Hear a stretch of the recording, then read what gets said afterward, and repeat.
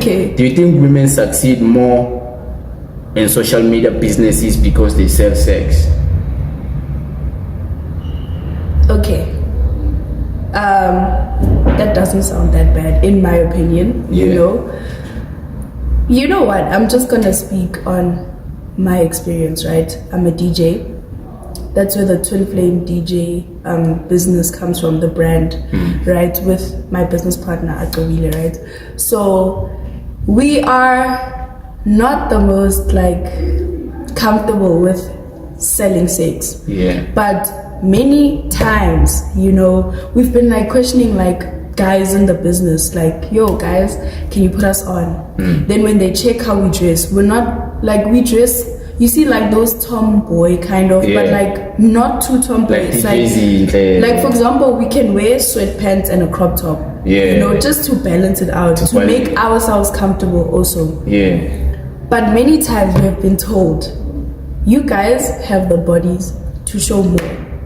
So I'm assuming that it sells because with us now, it's really been hard for us to get into the game like that, and I think it's because of how we present ourselves. We're not very revealing, and I think maybe, okay, let's be honest, I guess sex sells, but I would like to believe that we can go a different way to succeed instead of selling sex. You get me? So that's what we were trying to do. Because selling sex, people will know you for that. Yes, that's what we were trying to do also, showing that, you know what, you can be a tomboy and be a cute DJ, So you're a tomboy? Not necessarily, just dress we're more comfortable dressing covered. Not covered, but dressing appropriately. Because I've seen your reels on YouTube, your shorts. You do dress in dresses and you look nice, and you're not selling sex, but you still look nice. Yes. And I don't believe you're a tomboy, because I believe you are a straight woman with what I've seen. No, I am a straight woman, but I like the dress code of you see how girls wear baggy pants. That's cute. It's cute, but it doesn't sell. I guess. I haven't seen a tomboy female DJ. Who does the sex sell to? To men or to even other women? When a woman is dressing naked and she's a DJ? I would assume that it would be selling to men, because when you look at club culture, it's usually men. It's not necessarily usually men. It's the people who are buying bottles, it's men, so I guess it says to men. Yes. For example, have you seen a club host that wears baggy pants and so it's only men who wear like that as host, but women, I've never seen women like that. So I guess for women it's easier like that, but with someone like Gorgeous Mbali, I wouldn't say she's selling sex. She has a business. She has a business. Yes. But she dresses in all types of ways. She dresses sexy, she dresses classy, she covers sometimes she shows skin. Because I feel a woman can balance. That hard. Because I feel a woman can balance. You don't necessarily have to always dress. Be covered up. Yes, sometimes, as long as you feel comfortable in what you are dressing, you can dress a bump short or maybe a smaller yana dress, as long as you feel comfortable in it. I don't judge women who do that, and I don't think it's bad. It only get bad when now all your pictures, all your events, you're naked. Then that's questionable. Do you really have the skills of this, or you're just selling sex? Yeah. That makes sense. I have questions for you. Yeah. I have questions. Let's get into it. Yeah, I have questions, and these questions comes from a woman, my partner. Just good, same struggle. Shout out to my partner. I'll ask these questions on behalf of all the other ladies. So she's you know the concept of women empowerment. Like there's so many definitions of it, and women define it in a lot of different ways, and there's a lot of nuances. Yes. And like we end up not knowing what it really means. Yes. So women empowerment, ne? Yes. Do you think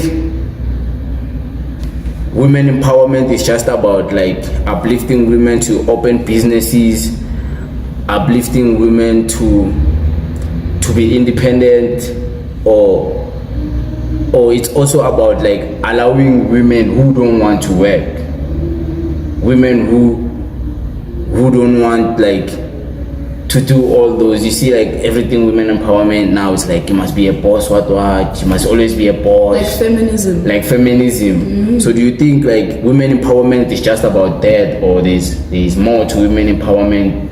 Even does women empowerment cater to women maybe who wanna get married and then depend on a man, but a healthy man? Do you think it caters to those women too? I think it caters to all types of women. Like if you don't want to work, you don't want to work. There's nothing we can do about it, you know. Some people just want to be housewives, and that's okay, you know. I think it caters to, it depends on what you want also. Like for me, women empowerment would work in terms of knowing that I can start a business on my own, knowing that I can train myself to be independent from anyone else around me, you know. So it really depends on what you want as a woman. I think that's why it looks different for everyone. Like so some it's people, individual. Yeah, some people would be like, okay, my type of woman empowerment, finding confidence within myself and not seeking for validation from males, let's say, or from anyone really, you know. So I think it looks different for everyone. I can't even give you one solid answer, because I feel like if I say one solid thing, another woman can come and be like, actually I disagree. You know? I don't think that's what it is. So yeah. So it's always like a personal thing. Yeah, it's personal. That's the best way to put it actually. It's a personal journey. And I'm not a feminist, but like I believe in being independent, because you know, if I'm single and I'm depending on a man to provide for me, but I'm single, like how does that work for me? It doesn't work out. You see, so there must be like individualism. Like you must know yourself as an individual. You must be able to take care of yourself as an individual, you know. And then even if you get into a relationship, a marriage, just know yourself, you know. You can make decisions on your own. You must be able to do that. You must. You know. You must. Like you can't always call your husband, be like, babe, like and what, you guys what have tomato all the power, sauce can I buy? No, dog. You guys have all the power. You know, the other day I was sitting down, I was just thinking, you know, I was like just going through my head, and I'm like, you know, man, we have it easy. I just wake up, I bath, I go hustling, and I love what I'm doing when I'm hustling. So it's not stressful like that. So you think you have it easy because you love what you're doing? No, let me explain why I think we as men, we have it easy. Yeah.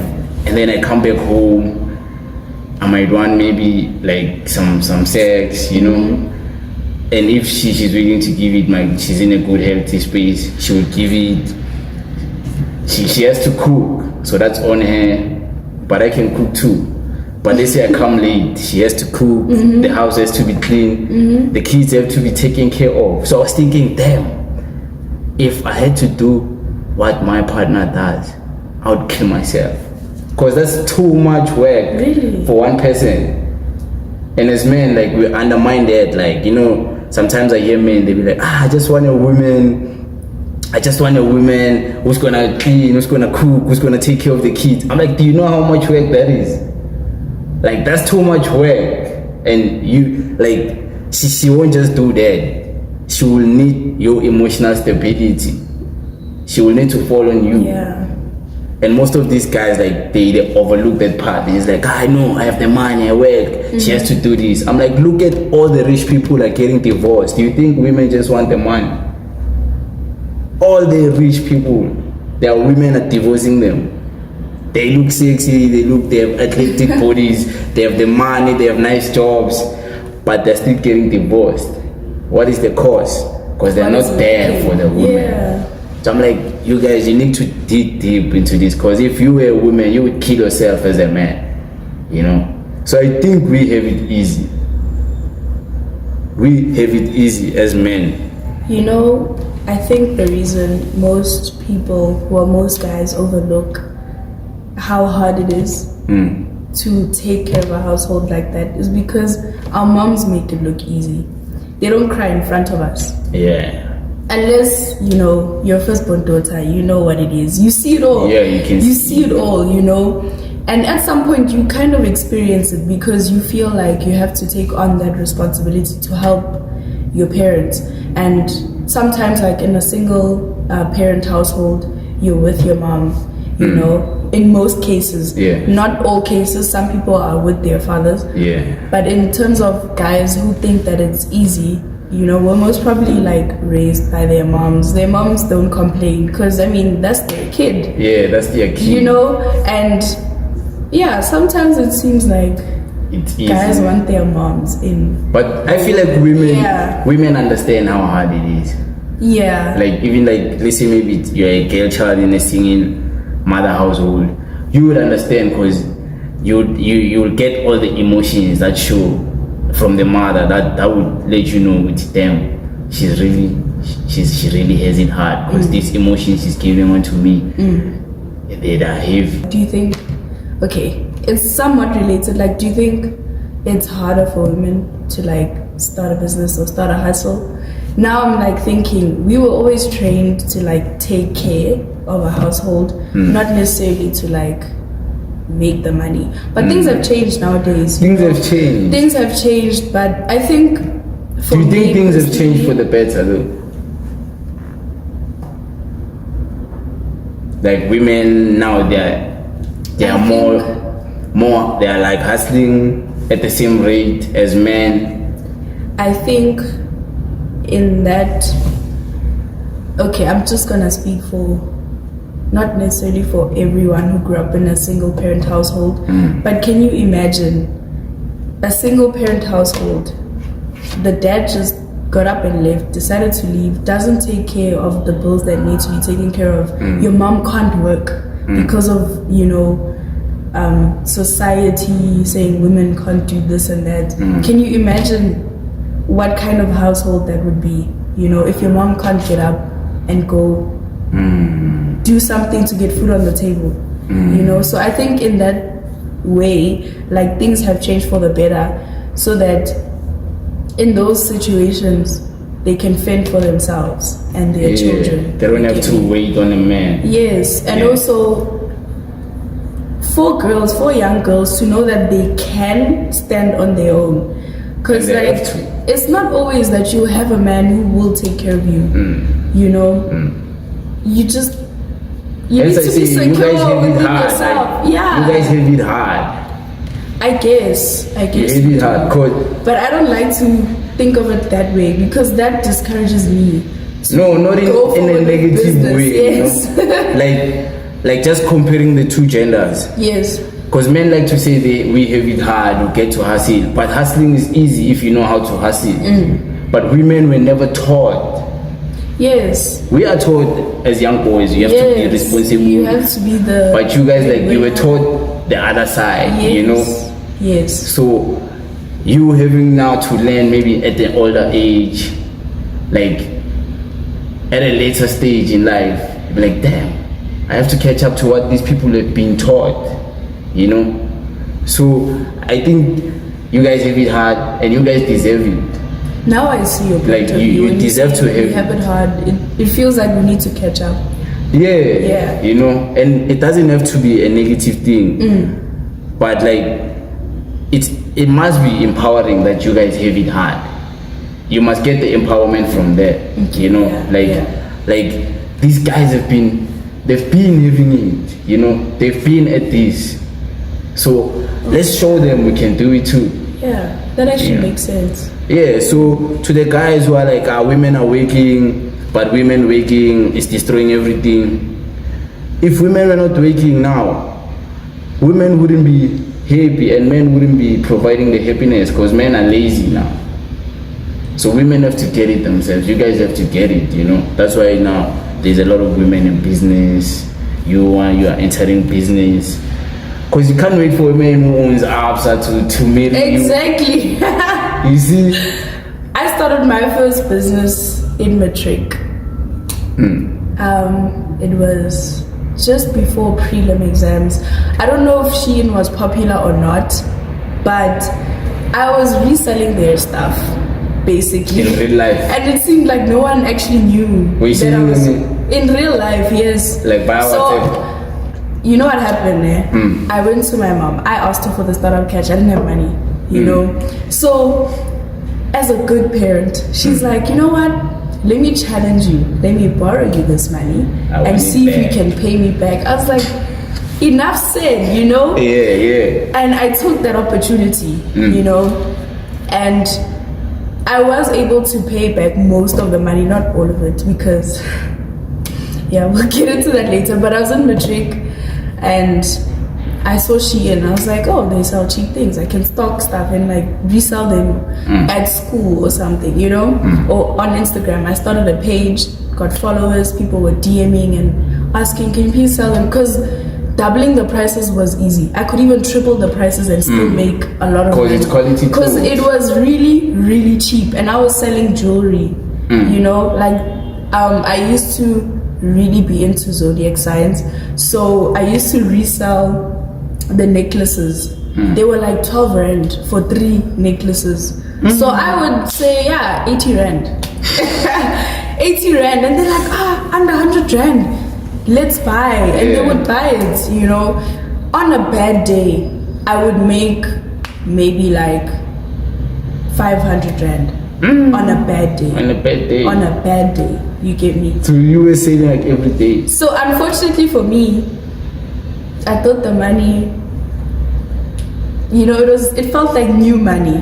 So I was too excited, you know. I bought stuff, you know. Every time I made money, I would call my siblings, be like, what do you guys want to eat today? And I'd buy them all that. And guys, McDonald's is not cheap nowadays. It's really not cheap. It's not cheap. So yeah, I was wasting money, and that's how the business failed, because I was not sustaining. You're not investing back. Yes, I was not investing back into my business. And unfortunately, that was the time most people were actually noticing my business. And you didn't have money to stock. And I didn't have money to stock. So don't do that, guys. Don't get too excited. You know, I'm glad I went through that. I'm a case of I blew it, you know, I would say. But yeah, at some point I was also a loan shark, mashonisa. For those who don't know what a loan shark is. That business with all my heart. But that was my best business. I hate it with all my heart. So these people never pay. They don't pay back the money. They paid me. And I didn't even have threatening, you know, people to like, I would get paid back. That one, no, I'm not doing that. Yeah. So any last words though? Don't blow your money. Invest in your business. Have patience, you know, like take your business seriously. Guys, I wish I did that. Right now, y'all would know about me and my brand, you know. But yeah, just take yourself seriously. Believe in yourself, you know, just focus. Yeah, and this for the women, believe in yourself. Don't allow, let me just put myself too, don't allow us, man, to downgrade you, to put you down, because you guys might think we live in a patriarchy, but we live in a matriarchy. You guys have all the power, all the respect is to women. You know, have you seen an old woman being disrespected in a taxi and that guy walks away with that disrespect? People are gonna call him out. Have you seen women being disrespected in front of many people and then he get away with it? Women have all the power, so you guys take this power, use it, generate it, and build the world with us. You know, it's hard for us, we understand it's hard for you too, but don't be discouraged. If you want to open a business, just do it, women. do it. To those who don't want to do it, you want to depend on men, that's fine too. Or am I wrong? It's okay, but just be aware that it's risky. It's risky. It's very risky. So yeah, you also need a part of your independence for in case this man lose it all. At least have a degree. At least have something, you know, have a Something to fall degree. back on. Yes. Yes. Hi, YouTube. Asbonge.